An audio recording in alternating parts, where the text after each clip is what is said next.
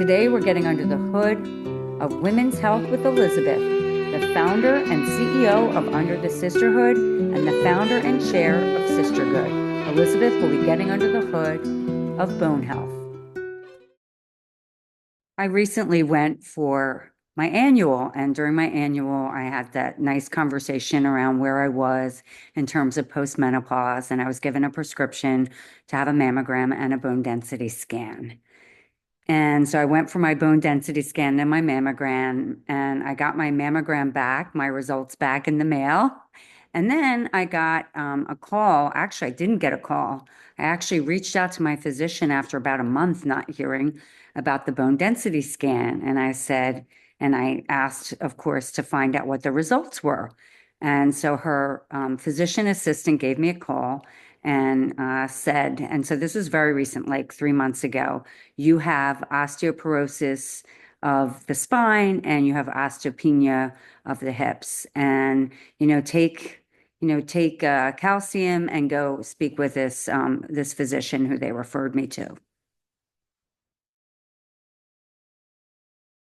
So the journey to diagnosis was really a simple one. I went in for my annual OBGYN appointment, and we went through everything in terms of where we were life stage wise. This is a new physician, more local. I used to go into New York City for my physicians, and during the conversation, she gave me a prescription for a mammogram and a bone density scan. And I had had a bone density scan a little over 10 years ago, at which time my gynecologist at the time said I had the strongest bones in their office. And so I went, I got the prescription for the bone density scan, and I went to have my scan and my mammogram. And I didn't hear back for about a month from the physician's office. And so I reached out to ask what the results were. And the physician's assistant called me and said, you have osteoporosis of the spine and you have osteopenia of the hips. And I immediately wanted to ask questions, to which she had no answers. She was the physician's assistant. And so she gave me a prescription, or really not a prescription. She told me to start taking calcium and vitamin D3. And so off I went to do that. I got a prescription, a referral to see an endocrinologist who could then help me come up with a plan. And so there weren't really symptoms, if you will. I went in for my annual, I'm aging, we're all aging. And so we know bone health is really critical. And so it was great that the physician gave me a prescription for a bone density scan. I would have asked for it. But the symptoms, really, I didn't even think about it. It's just where I am in life stage. I'm postmenopause. It made sense to have a bone density scan. So when I found out I had osteoporosis of the spine and osteopenia of the hip, and I'm very specific in that, I was, I felt very vulnerable. I felt like, holy cow, how did I not know this? I felt sort of like, wow, I don't even know my body. And so it has been, say, an emotional roller coaster. For me, that's sort of not really my way. It's just sort of dumbstruck that, at one moment I'm like, yeah, it kind of makes sense. I've been a competitive athlete since I'm 18 years old. So for over 40 years, I've been on the bike or on the squash court. It makes sense that my body would start to break down, but I have worked so hard to keep it healthy. And so not only did I feel vulnerable, I also felt, to be honest, really let down by my gynecologist because she didn't even reach out to give me my bone density scan results. I waited a month. I called them, and then her physician's assistant reached out to tell me my diagnosis. And so I had questions, and the PA couldn't even answer them. And so she gave me a prescription and told me to reach out to the endocrinologist. And then I got my bone density scan in the mail. I still have not heard from the doctor and requested hearing from her. So I'm dumbstruck. I'm like, if that is, I guess this is 2024. I mean, that's okay to not hear from your physician. So I think, emotionally, I feel invisible. I feel let down from my physician who's supposed to be there to support me. And then she recommended an endocrinologist who wasn't available until March. So that would have been what, 4 months later.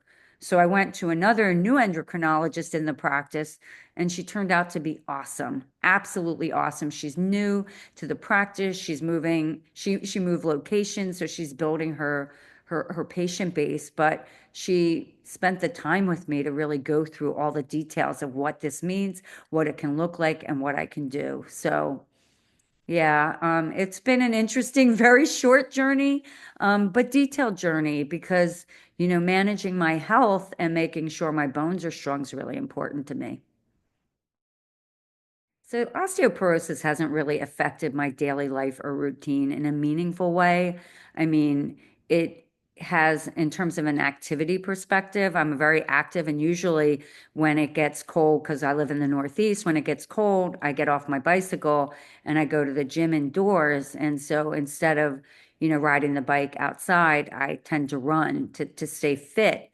And I'm more inclined not to run now. I'm a little afraid to run, and I forgot to ask my endocrinologist if I could still run. So I will be connecting with her in the next few weeks to find out if that's okay.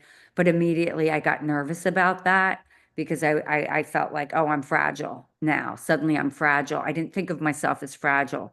I write in my journal every morning how I'm grateful to be alive and so physically strong. And so it's been, from that perspective, it's been just a lot to sort of take in and process. But it hasn't been a horrible adjustment. It's just been an adjustment. Like, hey, be more mindful that, you're at risk for these things. And so take care of yourself. Well, it's been a very recent journey and diagnosis. So really, I think that I can speak to the physicians. My gynecologist, I got my diagnosis through her physician's assistant. She never called me back. So I would say I felt very unsupported. I felt invisible. And I don't find that acceptable. However, the endocrinologist, which I ended up going to, so she referred me to one who was not available. But this new this endocrinologist was amazing. Not only did I feel supported, she educated me. She took the time to go through what my options were and what she could do for me in the process, and gave me a lot of confidence that while my bones are at a different stage than they were, say, 10 years ago, there's a lot we can do to help it. So she gave me confidence. And in terms of my family and friends, it's been more that I've shared that I have it, not that they've been supportive or unsupportive. It's like, hey, I have my bone density scan. My results weren't so good. Yeah. Oh, and by the way, please, for my friends my age or even going through perimenopause, please get on calcium and vitamin D3 immediately because you could be at risk. And for anyone my age or earlier at 50, go get your bone density scan. So, yeah. So, from a treatment and a lifestyle change, I have immediately, when I found out I had osteoporosis, I immediately went on to calcium and vitamin D3 supplements. I think I take 1,200 milligrams a day. And yeah, I started that immediately. So I'm doing that immediately. I have added some more dairy kind of sporadically, not in a huge way. So I'm asking the supplements. I already take a multivitamin. I'm asking the supplements to do heavy lifting for me. I stopped running. So I always walked, I meditate, I do all these, yoga. I'm ensuring that I'm doing at least weight bearing exercises. If I'm not lifting weights, that I'm doing things like push ups so that I'm using my body weight and understanding the strength of my body and making sure I'm not letting it go slack or whatever you want to call or get weakened. Yeah. I haven't really adopted any new practices or routines other than my supplements because I always live pretty healthy. That being said, I'm more conscious of what I'm putting into my body. So trying to get more, trying to get dairy in here and there, trying to add more, ensure I'm eating. I have spinach mostly every day, but I'm not perfect. But being more conscious of it because I think, there's a difference between being aware and then conscious is like I'm putting it into action. From an activity perspective, I stopped running. I might run a little bit here and there, maybe once a week. I don't know. But really being conscious of yoga and my sense of balance, really doing the yoga and the weight bearing, the push-ups and things like that to ensure that my balance and my core is strong. I know that that's essential. So I've been really, really conscious of that. And in terms of things for my overall well-being, I meditate twice a day. I do transcendental meditation. It has worked really beautifully for me. And I journal and I do breathing exercises. And I think these self-care routines, if you will, these daily rituals have helped me stay really calm. I think that maybe 7 years ago when I wasn't meditating, I might have had a very different response to finding out about the osteoporosis, because it scares me. It's worrisome. I wonder, well, what is this going to look like 10 years from now? And so, yeah, so in terms of the overall well-being, I think that knowing I have osteoporosis is like, I guess it's better to know knowledge is power. And so I'm going to do everything I can to do things for my overall well-being that will ensure that the osteoporosis doesn't progress. And if I can reverse it, I will reverse it. The most difficult part of living with osteoporosis, it's been such a short period that I've known that I've osteoporosis. So it's not difficult yet. And I don't think it'll be difficult because I'm only adding like what, maybe 5 more supplements to my morning diet. But I think, I think that what the impact will be and the challenges will be to be not just aware, but to be conscious and doing something about it. So, not saying I'm going to eat spinach, but eating the spinach, not saying I'm going to do weight bearing exercises and not do them. I think it's ensuring that I'm really disciplined as I move forward and ensure that I'm doing all that I can do humanly possible to abate, the progression of osteoporosis. If I were to give some tips about osteoporosis, first one would be um, go and do everything you can from an early age. So think of think of bone health proactively and preventatively. I would look at it when I was going through, if not before, perimenopause. So maybe in my early 30s, I would make sure that I have a calcium-rich diet. I would make sure that I have calcium and vitamin D3 supplements. Those are things that if I could go back in time, I wish I had done. I can't go back in time. I can only move forward. But I would say for you, definitely do everything you can, at least at the beginning of perimenopause. And that's because your hormones are going through so many different changes. Your estrogen is decreasing, your progesterone's changing, your testosterone, everything. And so with all of these hormonal imbalances, there is a great deal of impact on your bone health. And so start then. That would be my first tip. My second tip would be to go at least at age 50. If you feel like you have any reason to go sooner, ask your gynecologist to prescribe a bone density scan. In the USA, I believe that the recommendation's 50 years old. I know that when I turned 50, I went in and I had the strongest bones they'd ever seen in their office. Well, 10 years later, my bones aren't as strong. I have, early stages of osteoporosis. So, so I'd say get your bone density scan. And then if they recommend going back in 2 years or in 5 years, you get it every single time they recommend. Because what I found, which I didn't know, is that osteoporosis at early stages can be reversed. So the sooner you know that you have anything, if you haven't already prevented it, if the sooner you know that you have something, you can do something about it.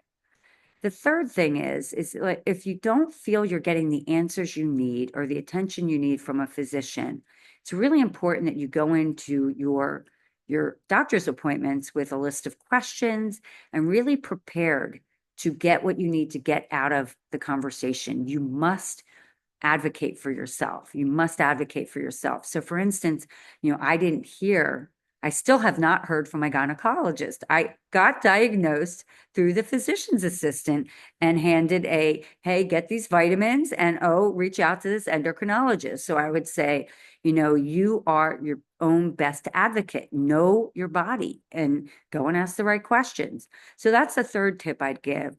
I'd also say that, being really keenly aware of your body as you age. I think that, when I was going through perimenopause wasn't a thing. Now that I know everything at every single stage these past 10 years makes sense. Like, oh yeah, it made sense that I got Graves' disease because my body was going through all these hormonal changes.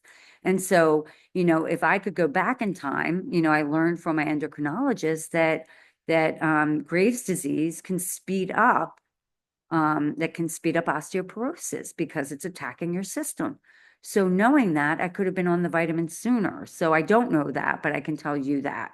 And so if you have any sort of autoinflammatory disease, get on vitamin D and make sure you're on calcium sooner. Certainly ask your physician. I'm sure that they would probably agree with that. And I'd also say that, osteoporosis is scary because I think that there's so many different meanings in as we begin to think about it. Well, it means I'm aging. It means my bones are getting old. It means I'm more fragile or frail. And I worry about that. I'm a very sporty person. I like to ride my bike. I like to do yoga. I like to run. I like to walk. I like to climb. I like to do all these things. And so I think about the impact of that.